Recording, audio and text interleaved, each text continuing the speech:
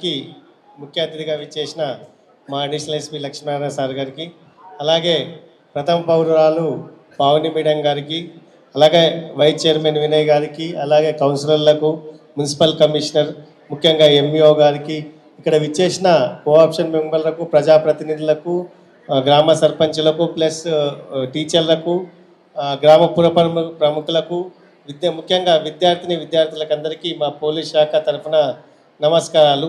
ముఖ్యంగా ఈరోజు ఈ కార్యక్రమాన్ని మేము వక్తలు ఎంత చెప్పినా స్టూడెంట్స్ మైండ్లకు అనేది కొద్దిగా వాళ్ళకి మా కాన్సన్ట్రేషన్ డైవర్షన్ ఉంటుంది. పాటల రూపంలో ఎంతో చక్కగా స్టూడెంట్స్ మైండ్లకు ఎక్కించిన కళా బృందానికి మా పోలీస్ శాఖ తరఫున ముఖ్యంగా ధన్యవాదాలు తెలుపుతున్నాం. ముఖ్యంగా ఇప్పుడు మన దేశంలో పట్టి పీడిస్తున్న రెండు రుగ్మతలు. ఒకటి ముఖ్యంగా ఈ డ్రగ్స్ అబ్యూజ్మెంట్, డ్రగ్స్ అనేది దేశవ్యాప్తంగా ఎంత గవర్నమెంట్ ఎన్ని చేసినా మన పబ్లిక్ లోపల అవేర్నెస్ వచ్చి వాళ్ళంతా వాళ్ళు ఇవి చెడు అలవాట్లకు దూరం ఉండి మేము మా భవిష్యత్తు బ్రహ్మాండంగా దిద్దుకోవాలి, మేము ఇంకా ఎదగాలనే దృక్పథము వాళ్ళ మనసు లోపల వస్తేనే ఏదైనా రుగ్మతను మనము పూర్తిగా ప్రారంభమవుతాం.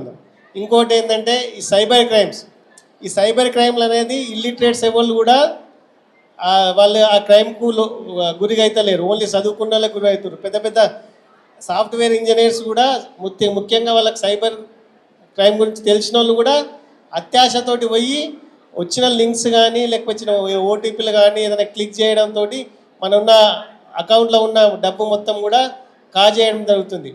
ముఖ్యంగా ఈ రెండు ఇష్యూస్ తోటి దేశంలోని యువత అంతా చెడుతో పడుతుండ్రు, అలాగే పబ్లిక్ కూడా నష్టపోతున్న ఉద్దేశంతో ప్రభుత్వాలు ఈ రుగ్మతను ప్రారంభాలనే ఉద్దేశంతో మన తెలంగాణ ప్రభుత్వం ముఖ్యంగా మా పోలీస్ శాఖలోనే ఒక ముఖ్యంగా శాఖను ఈగల్ సంస్థను ఏర్పాటు చేసి ఈ డ్రగ్స్ మీద అవేర్నెస్ కార్యక్రమం, అలాగే ఎవరైతే నేరస్తులు ఈ డ్రగ్స్ సరఫరా చేస్తారో లేకపోతే పండిస్తారో వాళ్ళపైన ప్రత్యేకంగా ఫోకస్ పెట్టి ఈ రుగ్మతను నిర్మూలించడానికి ప్రత్యేకంగా కృషి చేస్తుంది. ఈ కృషిలో మేము పోలీస్ శాఖ ఒక్కటి కృషి చేస్తే సరిపోదు, ముఖ్యంగా పబ్లిక్ భాగస్వామ్యం అనేది ఉండాలి. ముఖ్యంగా ప్రజాప్రతినిధులది, గ్రామ పెద్దలది, పబ్లిక్ తరఫున ఎన్జిఓస్ది, సోషల్ ఆర్గనైజేషన్ అందరిది కూడా తోడుబాటు ఉంటేనే మేము ఎటువంటి రుగ్మతనైనా మనము ప్రారంభగలుగుతాం. కాబట్టి ఈ రుగ్మతను ప్రారంభాలంటే పబ్లిక్ రిప్రజెంటేటివ్స్ పెద్దలందరూ కూడా సహకారం ఉండాలి.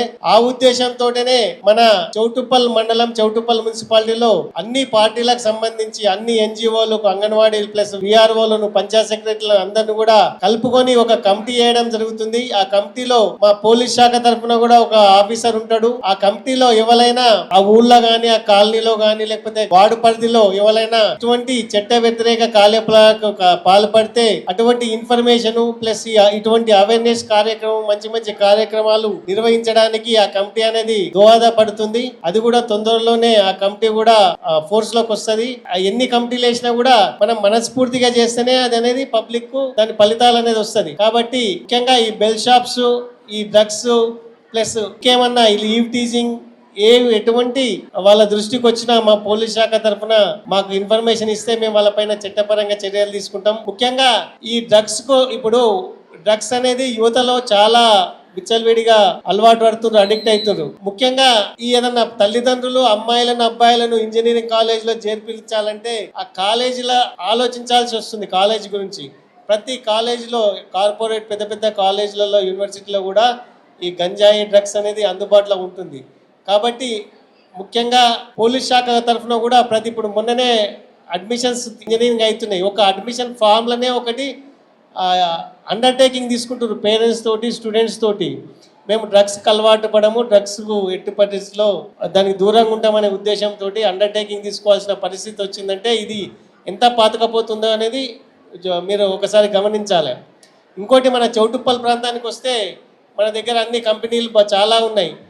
ఈ ఒరిస్సా లేకపోతే ఆంధ్ర, బీహార్ నుంచి వచ్చేవాళ్ళు చాక్లెట్ల రూపకంలో గంజాయి చాక్లెట్లు అనేది చాలా తీసుకువస్తుండ్రు.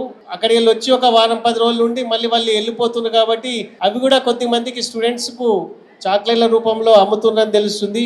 అటువంటి ఇన్ఫర్మేషన్ ఉంటే మా పోలీస్ శాఖ తరఫున ఈగల్ టీమ్ ఇన్స్పెక్టర్ గారు ఇట్లని చెప్పినట్లు 1908కి ఫోన్ చేయండి, లేకపోతే 100కి ఫోన్ చేయండి.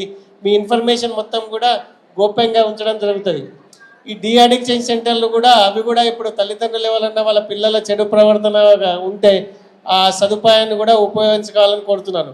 మొన్ననే ఒకటి చౌటుప్పల్లనే ఒక అబ్బాయి బాగా డ్రగ్స్ అలవాటయ్యి డీ అడిక్షన్ సెంటర్ కూడా పోయి వచ్చిన తర్వాత కూడా మళ్ళీ వాళ్ళ తల్లిదండ్రులను కూడా సేమ్ అదే విధంగా హింసించడం జరుగుతుంది. మళ్ళీ అతన్ని వాళ్ళ తల్లిదండ్రులు వాళ్ళు ఈగల్ వాళ్ళకి ఇన్ఫార్మ్ చేస్తే మళ్ళీ లోకల్ పోలీస్ వాళ్ళు కూడా పోయి వాళ్ళకు కొద్దిగా కౌన్సిలింగ్ ఇచ్చి మళ్ళీ డీ అడిక్షన్ సెంటర్కు పంపాలని చెప్పి కోరడం జరిగింది. ముఖ్యంగా మీరంతా ఇక్కడ సమావేశమైందంతా విద్యార్థులు కాబట్టి మీ భవిష్యత్ అనేది మీ చేతిలోనే ఉంది. ఇప్పుడు మీరు కష్టపడితే రేపు మీ ఫ్యూచర్ అనేది బాగుంటుంది. ఇప్పుడు కొద్దిగా చెడాట్ల వాట్లకు కానీ ఏదైనా లేజినెస్ ఉంటే మీరు ఫ్యూచర్లో కష్టపడాల్సి ఉంటుంది, చాలా చాలా కష్టపడాల్సి ఉంటుంది, లైఫ్ మొత్తం కష్టపడాలి ఉంటుంది. ఇప్పుడు ఎడ్యుకేషన్ ఇప్పుడు ఇంటర్మీడియట్ పిల్లలు ఎస్ఎస్ వాళ్ళు ఒక 5-6 ఇయర్స్ మీరు కష్టపడితే మీ భవిష్యత్ అనేది చాలా బాగుంటుంది. కష్టపడాలంటే ఫస్ట్ మనకు డిసిప్లిన్ అవసరము. డిసిప్లిన్, కమిట్మెంట్, మనకు కసి ఉండాలి. ఏదైనా సాధించాలంటే కంపల్సరీ మనం యావరేజ్ స్టూడెంట్ అయినా లేకపోతే ఇంటెలిజెన్స్ అయినా ఏం తేడా ఉండదు. మన లోపల కసి ఉండి బాగా కష్టపడే తత్వం ఉంటే మనం అనుకున్నది సాధిస్తాం.